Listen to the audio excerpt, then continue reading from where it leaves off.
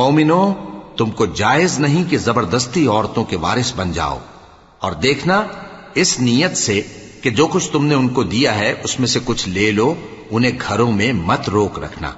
ہاں اگر وہ کھلے طور پر بدکاری کی مرتکب ہوں تو اور بات ہے،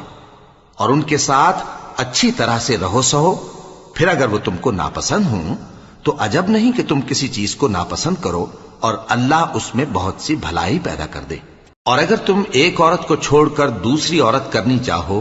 اور پہلی عورت کو ڈھیر سا مال دے چکے ہو تو اس میں سے کچھ مت لینا، بھلا تم بہتان لگا کر اور کھلا گناہ کر کے اپنا مال اس سے واپس لو گے؟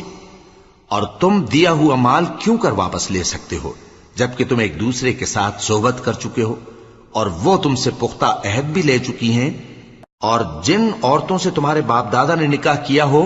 ان سے نکاح نہ کرنا مگر جاہلیت میں جو ہو چکا